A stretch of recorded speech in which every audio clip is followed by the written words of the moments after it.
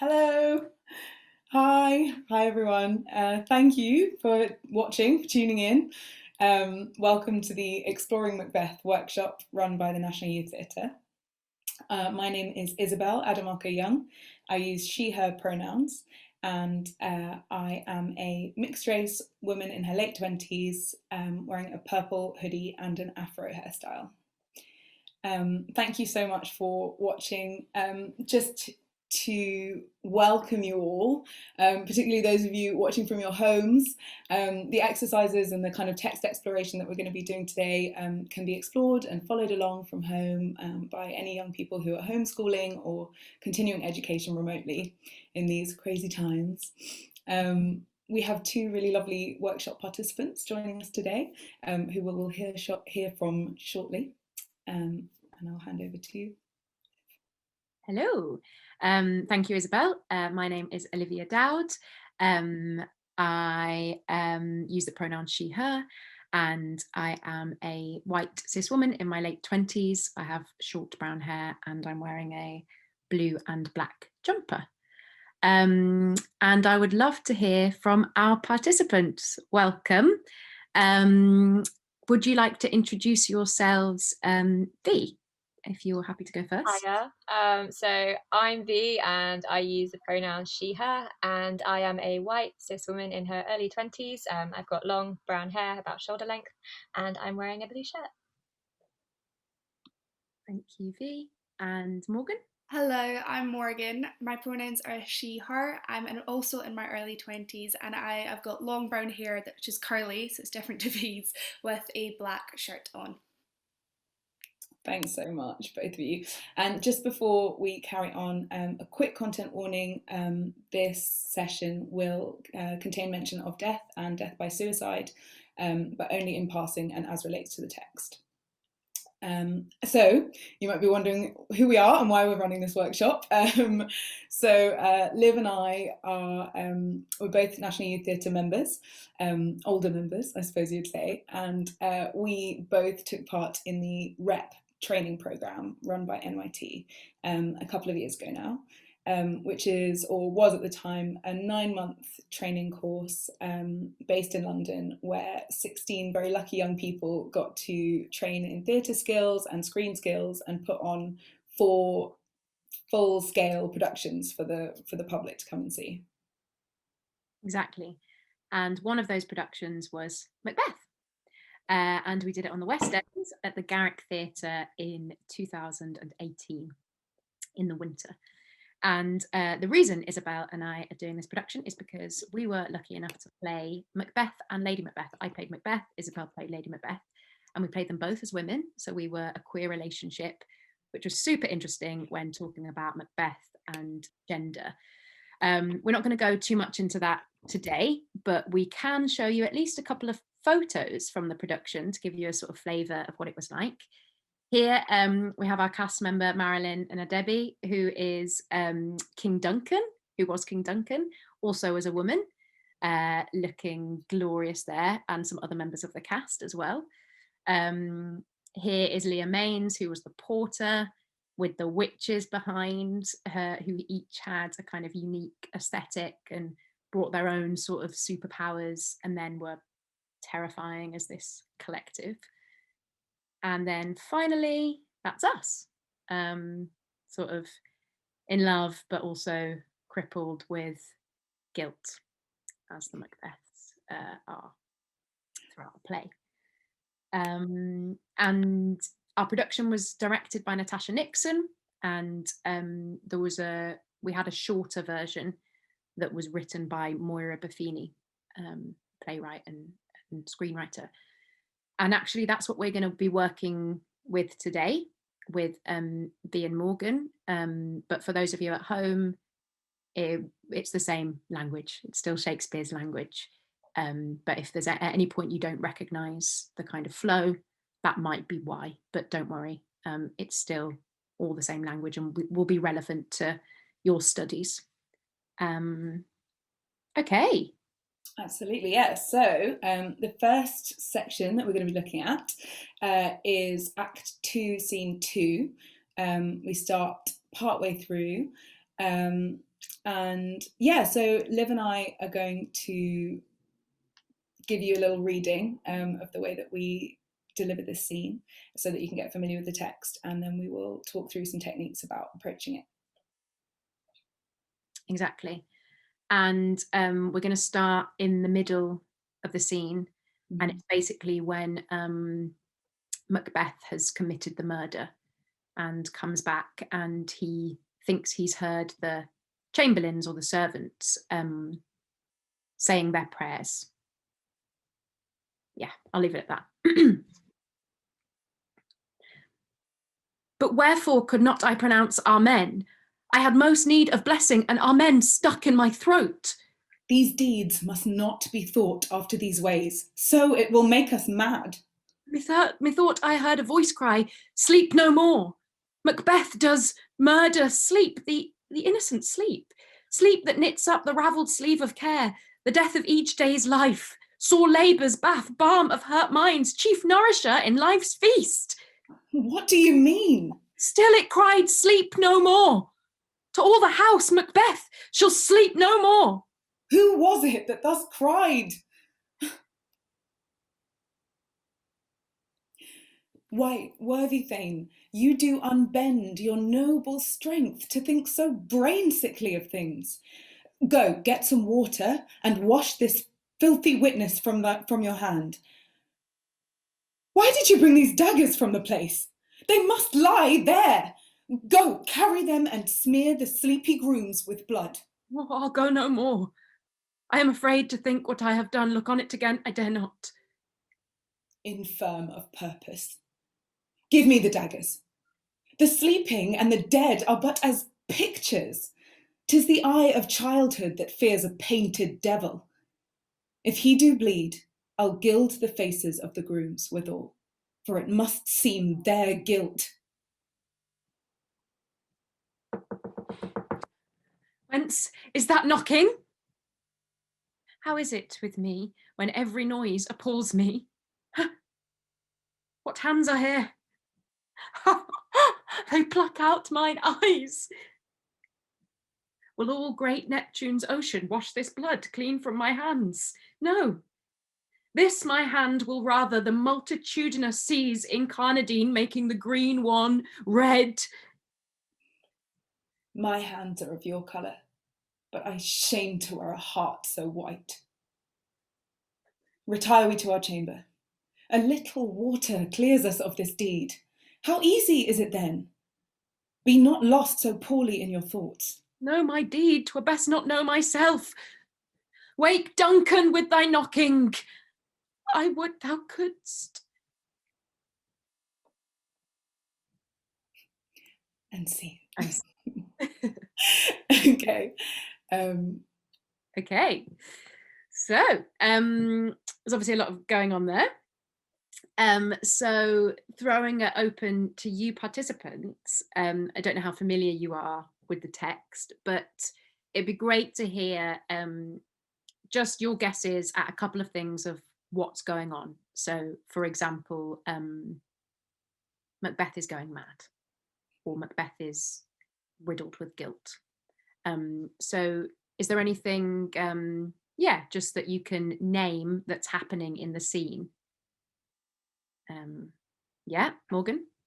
Yeah, this Macbeth at this point is just completely manic and riddled with guilt, which is a complete different energy to Lady Macbeth, who is so much more pragmatic in the sense that it's very cool, collected, direct orders, direct objectives, a very clear-minded, almost like an army-styled sergeant in a way that has got direct information of what to do and what's going to happen next. So it's just kind of those two different energies bouncing off each other, and the different techniques that Lady Macbeth uses, which tends to be a little bit more towards calling him, or for example in this one when it was she, her, a coward, and especially the line that's like, I dare not wear a heart as white. I'm sorry if that's not the right line, but that sense of just really drilling in the sense that one has got a stronger energy than the other, and the sort of berating and bullying almost, but then obviously if spoilers, that later switches further down the line. But yeah, just those sort of energies battling off each other, which is really interesting.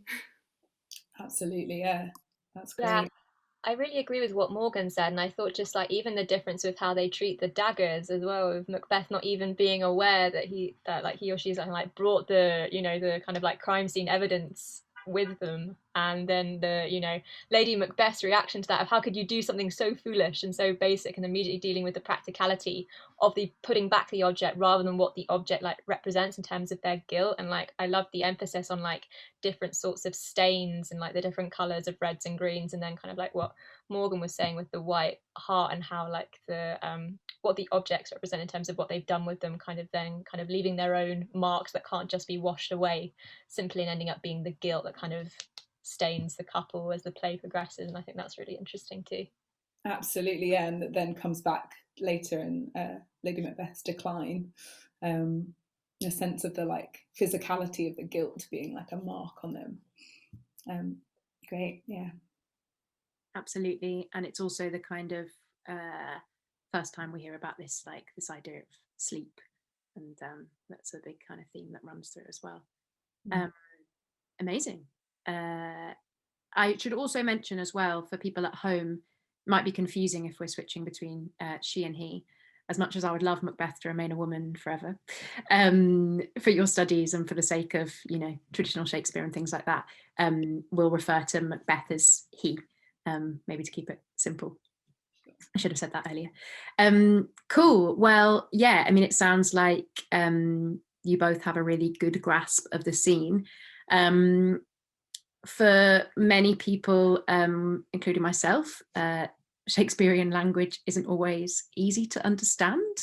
I remember a lot of people kind of before I did Macbeth was like, wow, like, have you done loads of Shakespeare before then? I was like, nope, not really. Only really ever at school.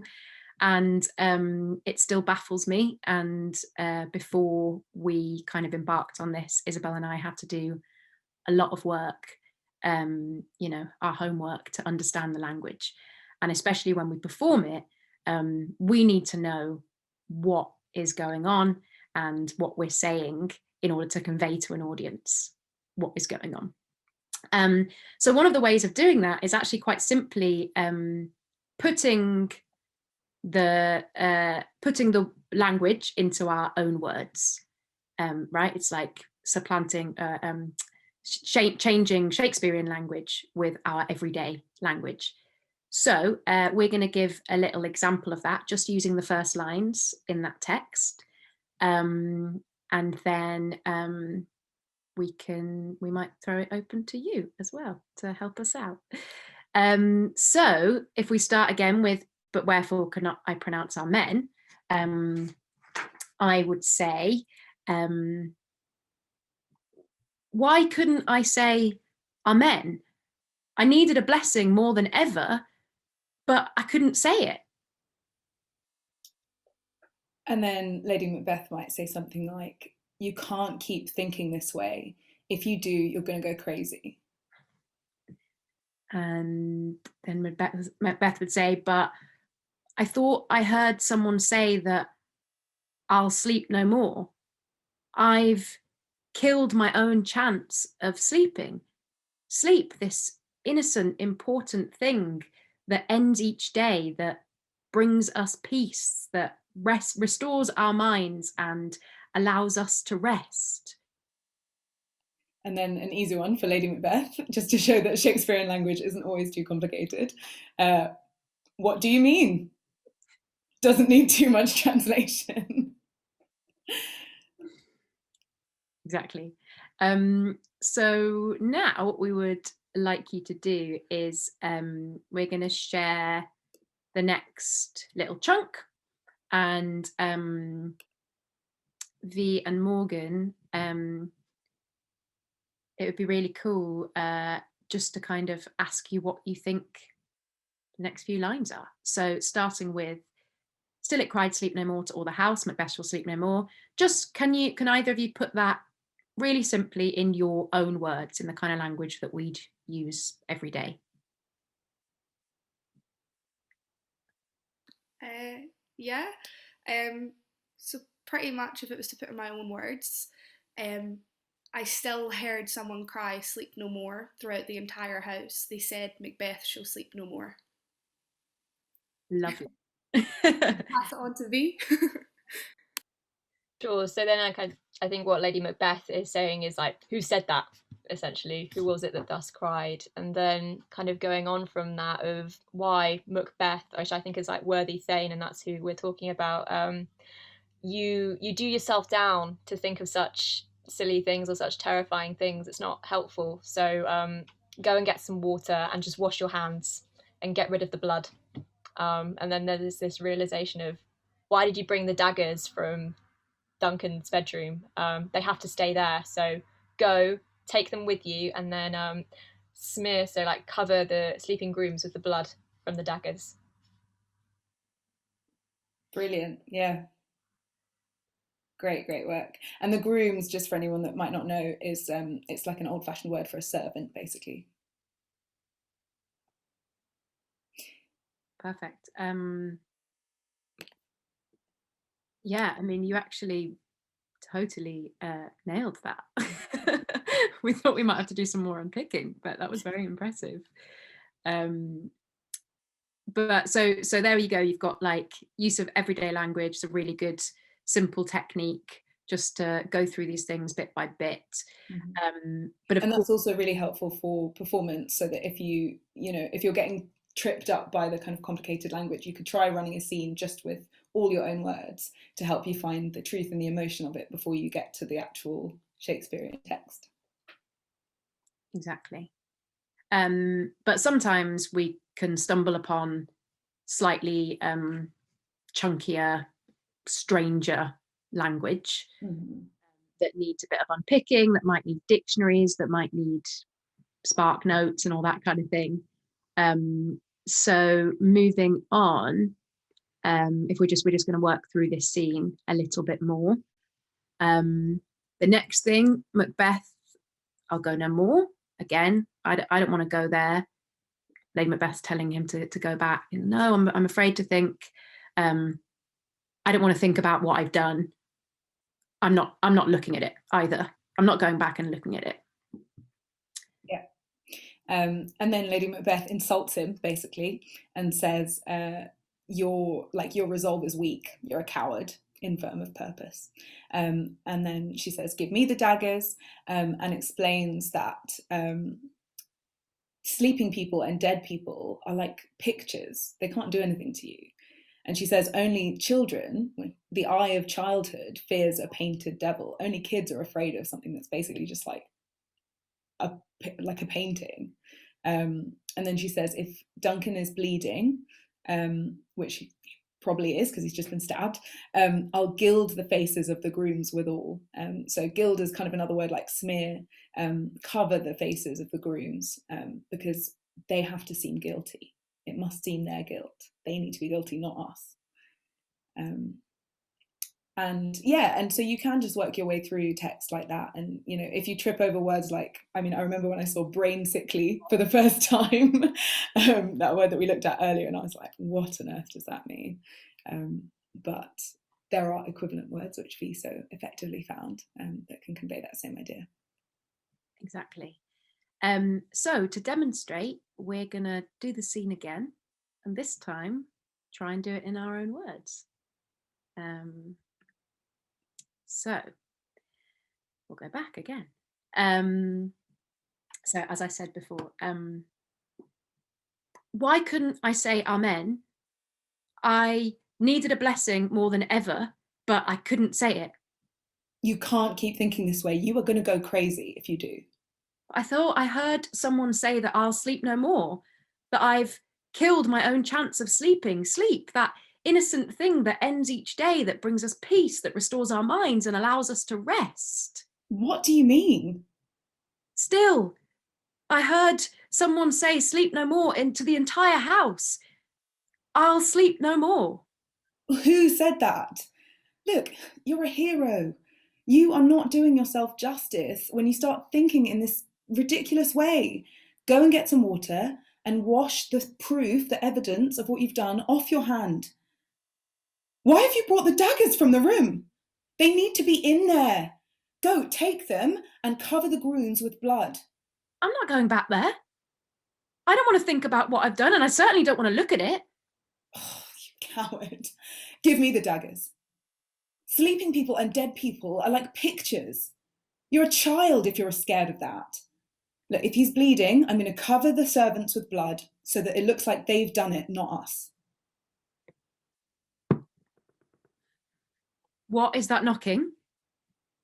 Why is it that every noise I hear terrifies me? What are these hands? Oh my God, I could pluck my eyes out with them. Will all great Neptune's ocean, will a huge sea of water wash this blood clean from my hands? No. No, this blood would turn the whole sea red. My hands are the same colour as yours now, but I would be ashamed if my heart was as cowardly as yours. Look, let's go back to our room. Once we've got some water, we can wash off the blood and then we are innocent. It's easy then. Don't get so caught up in your thinking. I'd prefer to be unconscious than to think about what I've done. I wish someone could wake Duncan up with this knocking. I would if I could. Cool. So, hopefully that brings a bit more clarity, and people at home, it's a really good tool to access kind of the meanings in the text and helpful for performers. And yes, we can move on to our next little bit, which is talking about rhythm and iambic pentameter. Yes, which is a little bit of a scary concept for some people. It's simpler than it sounds. It's definitely not something to be scared of. It just takes a little bit of time to get your head around. I will give a little potted idea of what iambic pentameter is, but it's definitely worth looking into in your own time as well, just to make sure that you really understand it. So iambic pentameter is a literary device that appears across lots of English literature. Obviously it comes up in a lot of Shakespeare plays, comes up in Macbeth, but poets use it too. John Donne and John Keats, you might see it in their poetry as well. So the main thing to remember is that an iambic pentameter line has 10 syllables, 10 little like chunks of sound that make up the words in the line. And it's a rhythmic pattern. So there are 5 chunks of 2. So one chunk is a dee-dum. So the first syllable is unstressed, which is like a little light tap. And then the second one is a heavier tap. So it's like dee-dum, dee-dum, dee-dum, dee-dum, dee-dum. So if you think of that rhythm, you can see which lines in Shakespeare fit into it. So an example of one from the end of Macbeth.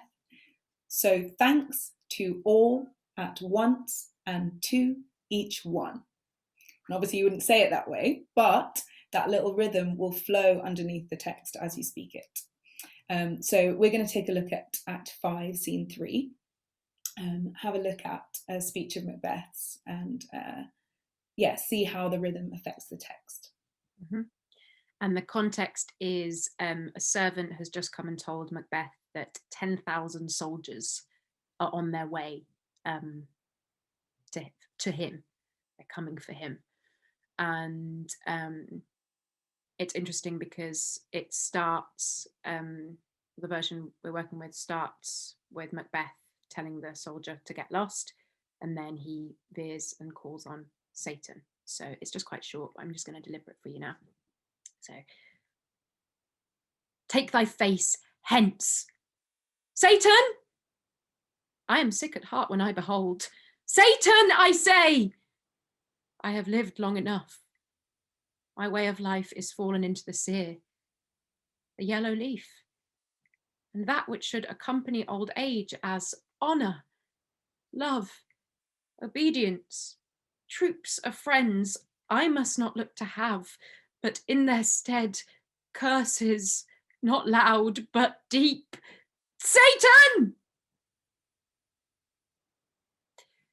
Okay.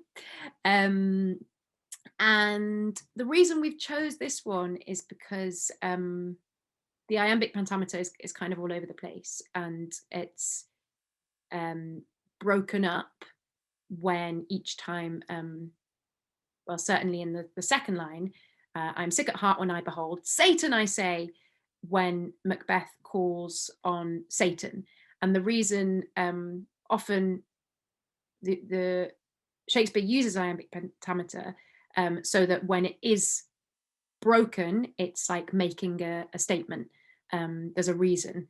So in this case, it's to kind of demonstrate Macbeth's mental state. Things are all over the place. It's jagged, it's uneven. And then you've got these like lists, which kind of falls back into the rhythm of didum, didum, didum, as honor, love, obedience, troops of friends, I must not look to have. And just to kind of talk about rhythm here, it's really interesting as a performer because you really get this sense that the more he lists things, the more he realizes he's losing things. And when you get to the end of that sort of sentence, if you're doing it all in kind of like almost like one breath, you're really strung out. And so it takes that kind of Satan, it kind of makes a bigger deal of it, and you can really kind of feel the distress. And also, if you actually look at the language then, and you imagine all of these things that he's expecting at the end of his life, honor, love, obedience, loads of friends, and he's looking around and they're not here. And I think the rhythm and the iambic kind of contribute to that feeling. Absolutely. And there's this beautiful thing where there's kind of 3 sets of rules that are being broken. So in the same way as the iambic rule is being broken, there's also this kind of thing that would possibly have been very shocking for audiences at the time of calling Satan. Now, actually, Satan is the name of Macbeth's servant, so it's Seyton. But of course, it is a sound play on Satan, like the devil. So there's this kind of like breaking of Christianity as well. And then there's also Macbeth's own exactly mental state, as Liv was saying, is being disrupted as we get towards the kind of climax of the play. So yeah, and I think what's so lovely about these kind of linguistic literary devices that you can find in Shakespeare is that, yeah, there is always a reason for it, and it's up to you as a scholar, I suppose, or as a performer, to choose what you think that reason is, and whether it's because of the intention of the character, or whether it's because they're overwhelmed, or whether it's because they're really determined, or in the case of Macbeth, yeah, because they're it's sort of losing it. Absolutely. Great. So that's just a little taster of rhythm and iambic pentameter, and why it's useful to look at. Moving on, we're just going to discuss Lady Macbeth and Macbeth, because what an amazing relationship they have, and they go on such a journey. So we're just simply going to talk through the kind of what happens in each meeting, and talk a little bit about how that changes, really. So the first time we see them is we hear of them in Act 1, Scene 5, which is when Lady Macbeth reads Macbeth's letter. Macbeth's been out in battle and has written to Lady Macbeth. He refers to her as my dearest partner of greatness. And we see what a partnership they are, how much they clearly love each other.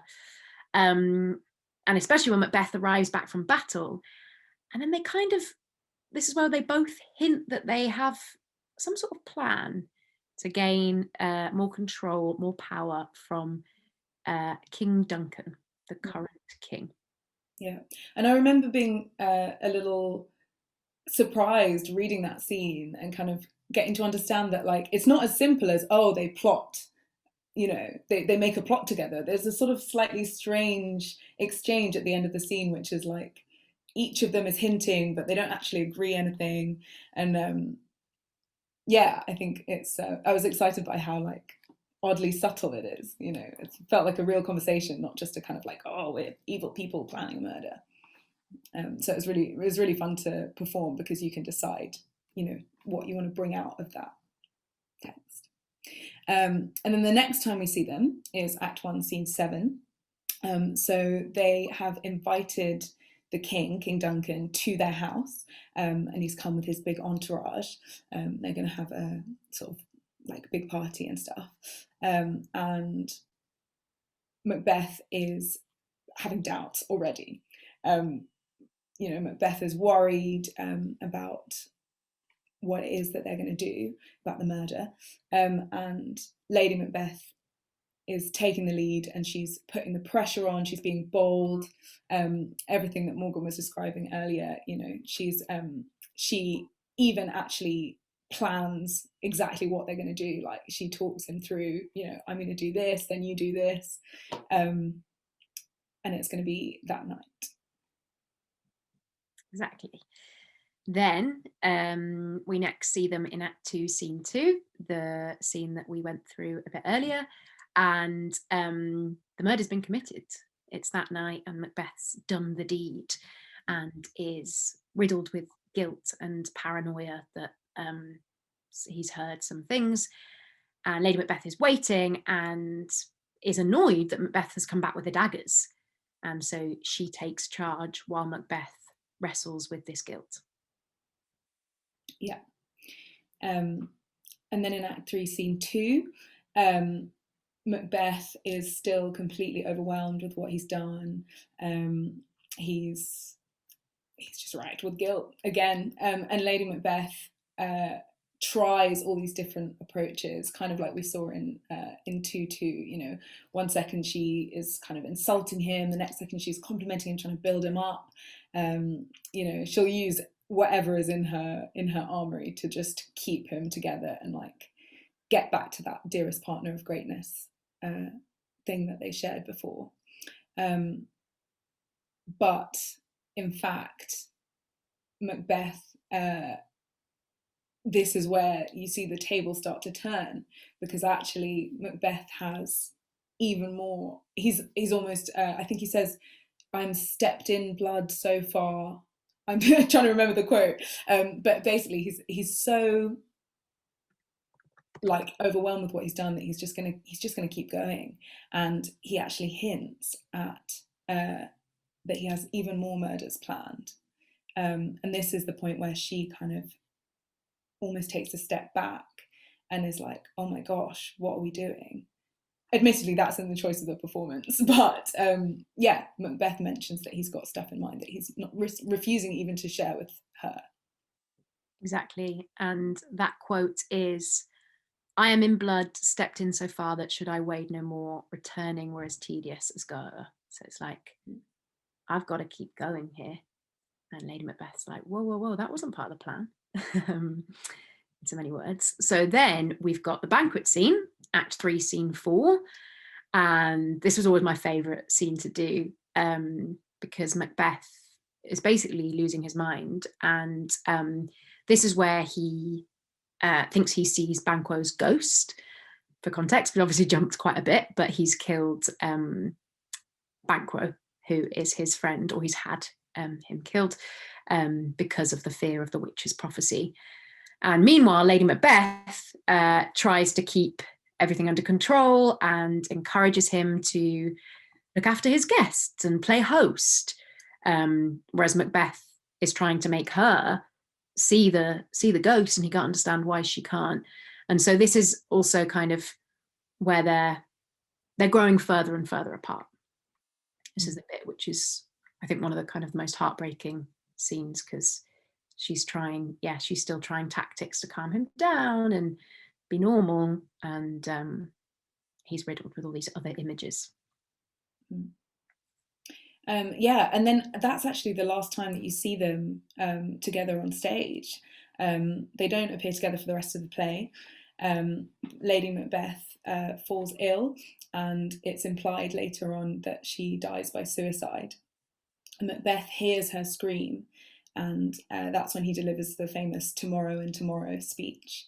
And essentially, it's another death caused by, or kind of not caused by, but there's a sense that all of these dead bodies are just racking up around Macbeth, and he's getting lonelier and lonelier, and he doesn't have his accomplice anymore, his right hand woman, and eventually he's murdered himself by Macduff. Exactly. Spoiler alert, but you probably know that if you're studying the play. Yeah. And there's lots of interpretations as to why they try and kill the king in the first place, but it's very heavily implied that it's their vaulting ambition, their love of each other, and wanting to gain more power is initially kind of encouraged by Lady Macbeth, and Macbeth is on board, and then suddenly this tables turn, and then Macbeth is going further and further, and Lady Macbeth isn't sure, and then tragically what was supposed to be this kind of thing that was for both of them, for their partnership, actually also breaks them and ends very tragically. And something that really brought that home actually in our production was Tash, the director, chose to stage the moment where Macbeth is crowned. Is crowned king. So there's a really visual image of them together, and they're so happy, and that just really brought home the kind of horrible separation as it then happens in the rest of the play. Exactly. Great. Well, we've got another sort of 5 minutes, I think. So before we wrap up, we thought what might be useful for folks at home and for us now is just to talk about some other drama games that are useful when working with Shakespearean text, because it's a play, and in play we should play. So we're going to give you just a few examples, and hopefully you can have a go at them at home, or fingers crossed when you get back into a drama room or rehearsal room at school, and things like that. So the first one is a really, really useful exercise that Natasha Nixon, our director, got us to do.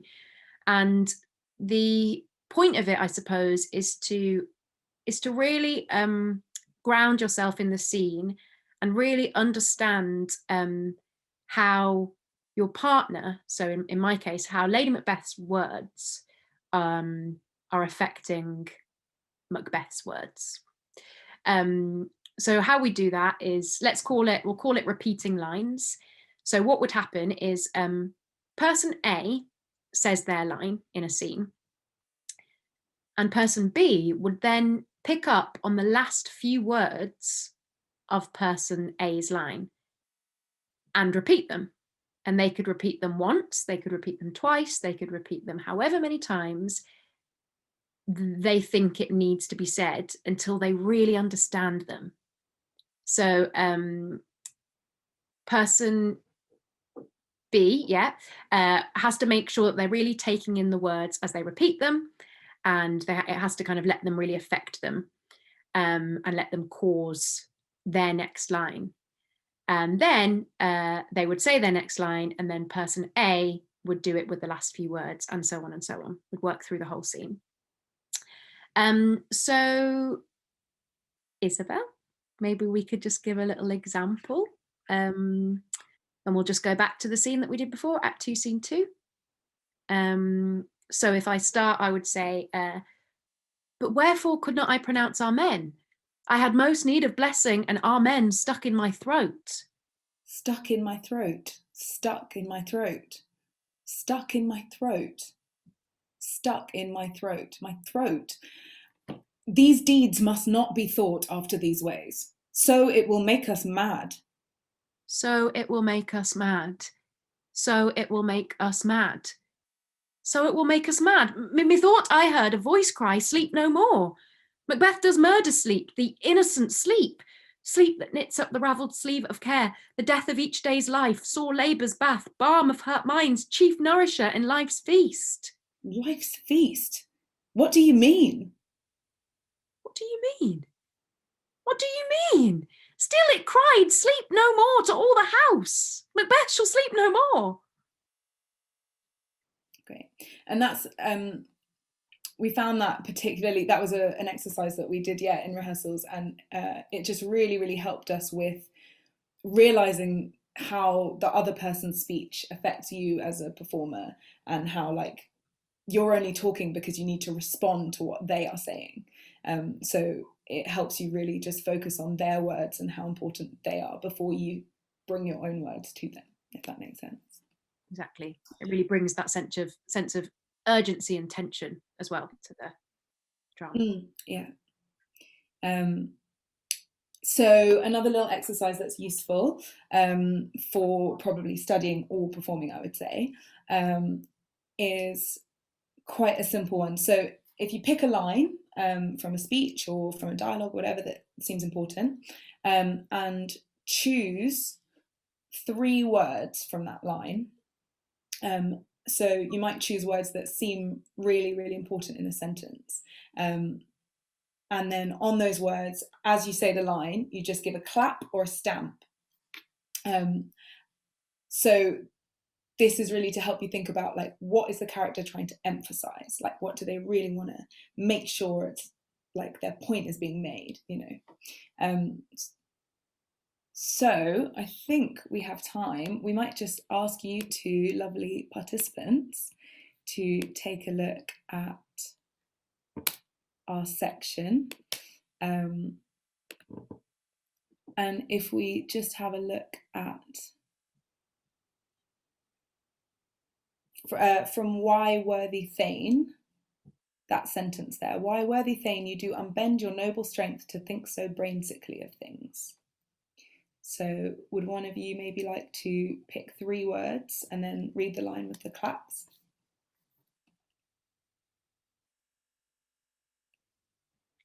Do you need more explaining, or are you okay? Nope, I can give it a go. So what would I think? So I think I would go for, why worthy Thane you do unbend your noble strength to think so brain sickly of things, I reckon. Really nice, yeah. Yeah, that's really helpful. And if we had a little bit more time, I might ask you about why you picked those particular words. Maybe that's something that our viewers at home could take the time to do. Absolutely. And I think sometimes it's really interesting because it's maybe what you sometimes don't expect to be emphasized comes out. You're like, whoa, actually, I really want to, clap on strength, because that feels like the most important thing. And hopefully that can help in your understanding. Excellent. Another one that's really useful is, and this actually goes for all acting, all monologues, everything, if for budding thespians out there. And what it is you would read a speech aloud whilst walking. So obviously we're all restricted in our bedrooms, so you'd have to be quite careful. But the idea is that you change direction on every full stop, comma, or hyphen. And it kind of helps get a feel for the rhythm of the character's thoughts, which would be especially useful in the, for example, the Satan speech that I was doing earlier. I'm trying to find it. But like, I'll give a very botched quick example. This is improvised, but I'd say, take thy face hence. And then I'd turn, because there's a full stop. I'd say, Satan! And then I'd turn again. I am sick at heart when I behold Satan, I say, or I'd stop. Is that right? I'd change direction. Sorry, that's quite confusing. Maybe that wasn't that useful. But the point is, it's play. And what it does is it kind of, as you could see there, I was all over the place because Macbeth's thoughts are all over the place. So that's what it does. It kind of helps you put the text into your body and can help really with the rhythm and understanding. So that's what we might do. And then we'd ask ourselves things like, what emotions might broken rhythm signify, or smooth ones? And that might help bring out some things there. And then there's one last little exercise that will probably be difficult if you're at home unless you've got a sibling handy or maybe a parent, but is great for a rehearsal room, if and when such things are possible. I suppose in schools could be happening now. So this is another one that we did with Macbeth and Lady Macbeth. So you've got two people and you've got a dialogue, a little scene between two people. So if there are other people, each person is held by at least one person. So it's at least minimum 4. And the two speakers, they face one another and they're held back physically, obviously in a safe, consensual and gentle way. But they just have some pressure to work against. And they either read or speak the lines of the dialogue, but their intention is to try and get to the other person. And they use the speech to try and reach the other person, and they kind of use the lines as like it could be like a weapon, or it could be like a rope that you're trying to get to the other person with, however you want to picture it. But it adds this sense of urgency and of intensity, and of how speech isn't just like saying words for the heck of it. It's because you're trying to do something. So that can be really that can be a really fun one to try, particularly for any sort of like arguments or like high stakes speech. Yeah, and it can be really powerful as well. I remember when we did it in the rehearsal room, like we were blindfolded. Not to say that you have to do that at all, but it really adds this like freneticness, and that urgency and the desperation. It's really useful for people like Macbeth and Lady Macbeth, who are constantly like trying to get on the same page, but they're not. But so a fun one when we can be in rooms together with other people. Someday. So yeah, that's the end of our Macbeth workshop. Thank you both so much. Thanks, Liv, as well. It's been a real pleasure just bringing some approaches to all of you watching. If you two lovely participants would like to unmute and just say goodbye, we will too. Yeah, bye, and thank you so much. It was great. Thank you so much. It was really nice to be a part of this. Bye-bye.